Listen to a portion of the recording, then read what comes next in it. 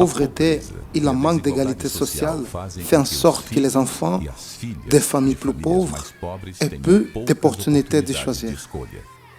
Et Aritosa dos Santos est né dans une famille semblable, pauvre, sans espérance, et ayant la douleur dans la peau, la triste expérience de demander de vivre.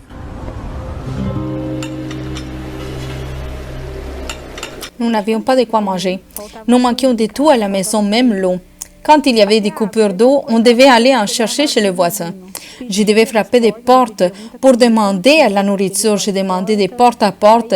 Alors là, mon frère, avec une de mes sœurs, nous avons trouvé une maison dans laquelle la dame nous a dit « Venez tous les vendredis, je vais vous donner de la nourriture. » Alors, tous les vendredis, ma sœur se rendait dans cette maison et la dame nous aidait. Elle nous donnait des plats déjà faits et dans une boîte des aliments crus.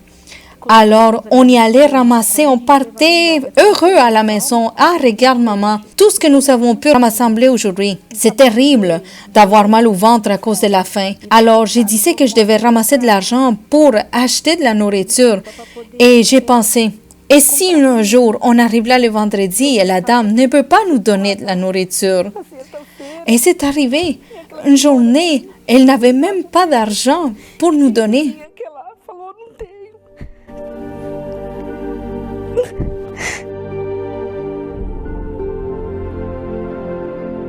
J'ai une tante qui habite dans une autre ville et j'allais passer les fêtes chez elle. Elle m'appelait, payait mon ticket de voyage et j'allais passer les fêtes avec cette tante. Elle fréquentait déjà l'église. Et là, dans cette réunion, je me suis dit, est-ce que c'est possible qu'un endroit comme ça existe? Je suis sortie de là avec une paix, une joie, mais tellement que quand j'ai connu l'Église universelle, j'ai commencé à dire à tout le monde d'y aller. Et là, j'ai rencontré mon mari, on s'est mariés et on est allé vivre dans un endroit loué. Et après, il y a un projet du gouvernement. On a fait tout ce qu'il fallait et on a financé une maison du gouvernement pour y habiter. J'étais toujours membre de l'Église. Je n'avais pas encore ma fille, mais la faim continuait. Je n'avais pas encore la prospérité. Quand c'était le temps de la campagne d'Israël, on s'assoyait dans les derniers bancs de l'Église. Et il y avait toujours des témoignages, des beaux témoignages, des choses glorieuses. Et quand j'arrivais à la maison, je disais à mon mari, est-ce que c'est vrai ce que ces personnes racontent? J'avais un doute, je ne savais pas si ça allait marcher parce que nous ne pouvions compter que sur la prime de mon mari. On ne pouvait compter que sur cet argent. En juin, il recevait sa prime et le restant de l'année passait trop vite. Quand il recevait sa prime de fin d'année, on se disait, et si on donne cette prime? Et ça ne marche pas. On est resté avec ces doutes et là, la campagne finissait. Quand l'autre campagne arrivait, Dieu me disait, c'est maintenant, c'est le bon moment. Et les témoignages, à chaque journée, un témoignage différent. Je me disais, non, j'ai pas le courage. Et la campagne passait et c'était comme ça. Après, je suis tombée enceinte et j'ai eu ma fille. Et là, la révolte a commencé à l'intérieur de moi. Parce que quand on n'était que deux, on pouvait encore s'arranger. Mais notre enfant est né. Et là, ma mère, dans cette situation qu'elle ne pouvait pas nous aider, elle a été touchée et elle nous aidait avec des aliments de base. Quand la campagne arrivait, j'ai tremblé à l'intérieur. J'avais l'envie de me lever et d'obéir à cette voix. C'est comme si cette voix ne c'était même pas le pasteur, c'était Dieu lui-même qui m'appelait. Là, à ce moment-là, et même les témoignages que les gens racontaient, c'était deux choses qui me parlaient. Et Dieu me disait, viens que je vais changer ta vie. Et les témoignages qui affirmaient, ça s'est arrivé avec cette personne. J'ai commencé à être révoltée. J'étais révoltée à cause de la honte d'être humiliée.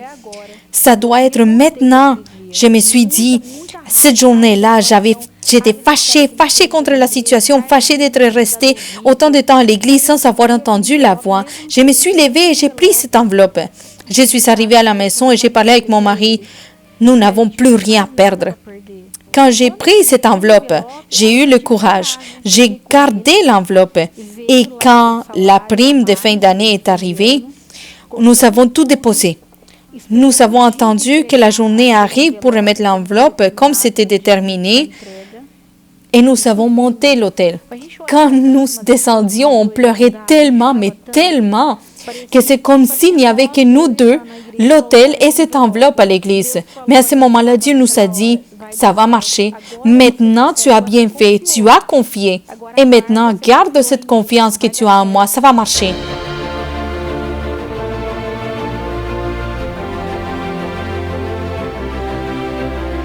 J'ai eu une idée après ce jour. À travers cette enveloppe, Dieu m'a montré ça. J'ai eu cette idée. J'ai eu le courage de vendre ma maison, mon toit. J'ai mis la maison en vente et en moins de 30 jours, un agent immobilier m'a appelé. Arrête ça. J'ai un acheteur. Je vais vendre ta maison. On a quitté la banque et il nous est resté presque rien. Avec ce peu d'argent, on ne serait même pas capable de payer le loyer pour 1 an ou 2. Et maintenant, je me suis dit, je suis allée à un endroit que jamais on ne concorderait avec mon style de vie. Je suis allée là-bas. C'était pendant le lancement.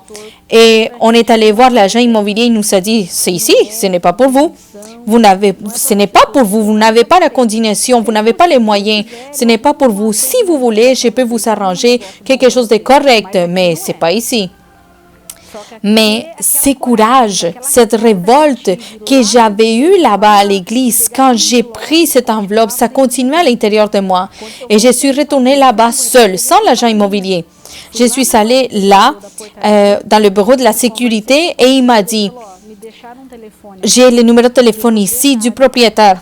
Appelez-le. Il a mis en vente un terrain. Appelez-le. Je suis arrivée à la maison et je l'ai appelé et il a dit, venez visiter. Je me suis dit, je dois lui dire la vérité parce que je n'ai pas d'argent en ce moment.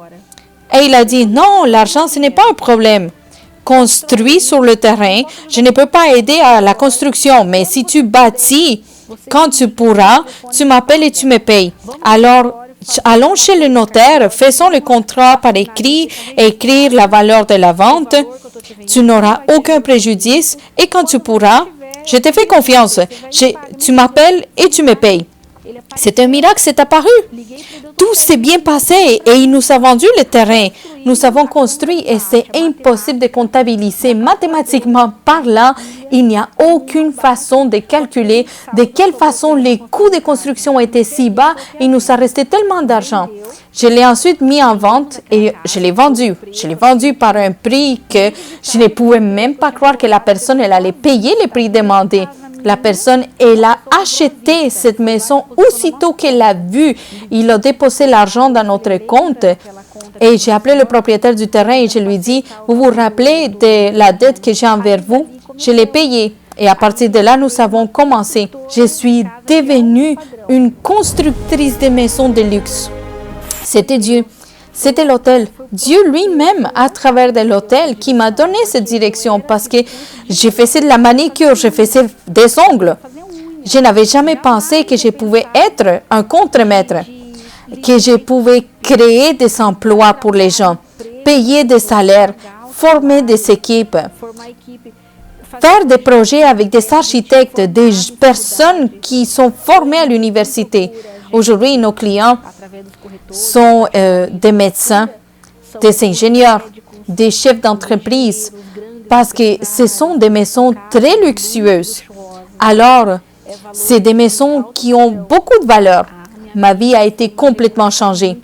Tout le temps que je suis restée assise là à l'église, si j'avais confié avant, ma vie aurait changé depuis le début.